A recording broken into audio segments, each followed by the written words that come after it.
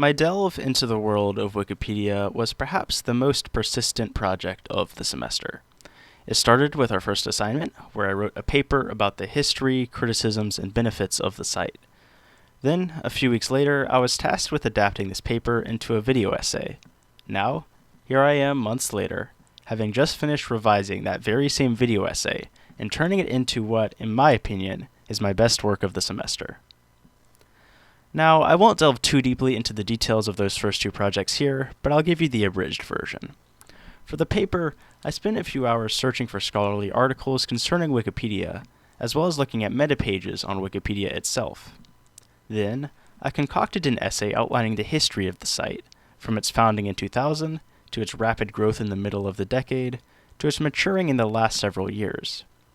The essay also explained the mainstream outrage that the encyclopedia received, especially from educators in the news, and explored arguments for why the site isn't actually that bad after all. To create the video version of the project, it was simply a matter of taking the paper, paring it down a little, recording the voiceover, and adding a visual element. The video component is a pretty even mixture of still images, to which I added zooms and pans, and recordings of me scrolling through various sites in my browser. After cutting together the audio clips and synchronizing them to the video, all I had left to do was to adjust individual audio levels, add some crossfades, blur, and other flourishes to the clips, and turn the project in. When it came time in the course for me to revisit one of the projects I had already done, the Wikipedia video was a pretty clear choice. I was still pretty proud of what I had turned in, and I didn't think it was bad. I just thought it had the most room for improvement out of all of my options. The most obvious way for me to improve the video was to redo the voiceover. In the initial version, I hadn't gotten used to recording myself speaking yet, so I ended up speeding through my lines. The site is extraordinarily popular, consistently ranking among the most visited websites worldwide, but how did this influential internet institution come to be? Additionally, I recorded the audio using the mic on my gaming headset, and while the sound quality wasn't terrible, it was pretty bad. Now that I was at home and had access to my dad's fancy audio recording gear that I used in my Pinterest video, I decided to give it another shot. I re-recorded all of my lines using the better equipment, intentionally making sure that I was speaking at a normal, conversational pace. The process took about an hour, and I think it came out really well. The audio is crisp and clear, much like the audio you're hearing now, since I'm using the same setup. It actually wasn't until I went back and listened to my original voiceover during this process that I realized just how bad the quality was and just how fast I was going the first time. Now that I had the raw audio clips in my timeline, I had to edit them together.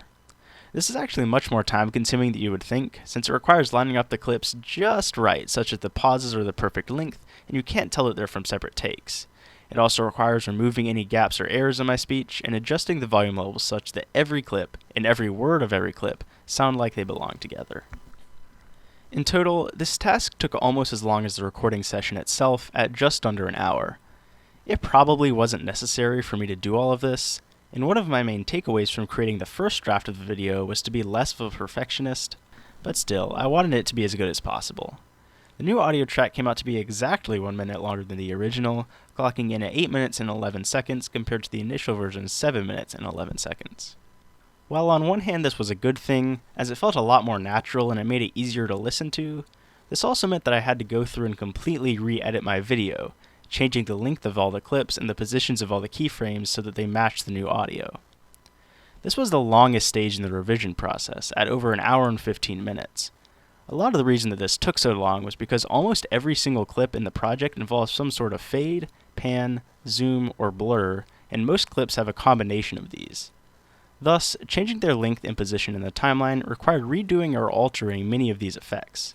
Luckily, most of the screen captures of me scrolling through websites were actually longer than what was included in the initial video, so extending them to the new length wasn't that big of a deal. Additionally, I decided to slightly slow down several clips to make them a bit longer to fill the gap. However, there were some clips where there was too much empty space left to fill for slowing them down to be a good option. Most of these fell in the latter half of the video, where most of the visual activity consists of these such recordings. One of the pieces of feedback I had received on the initial version of the video was that this section was not as visually interesting and that I should spice things up and add some variety.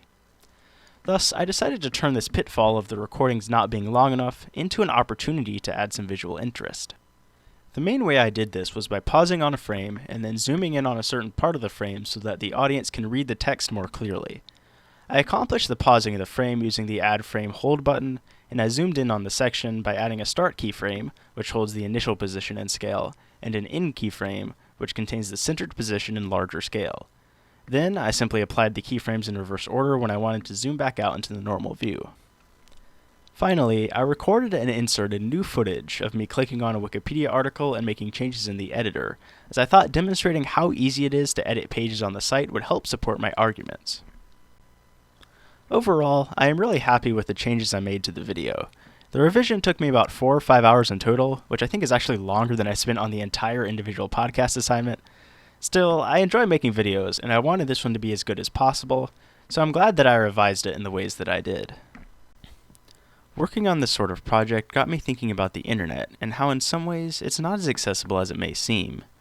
Even though anyone can theoretically create something that millions will see, producing something of high technical quality actually requires a lot of prior experience and resources. I would not have been able to make this video if I didn't already possess specific knowledge of how to use Premiere Pro, knowledge which requires other technical knowledge that has its own historic factors affecting different groups, much like we discussed with our Pinterest readings. Furthermore, there's also a financial aspect to it, since being able to use Adobe products such as Premiere in the first place requires either attending college or paying hundreds of dollars a year. Still, regardless of the outside factors that went into me being able to make this project, I had a lot of fun with this assignment, and I'm glad that it turned out the way that it did.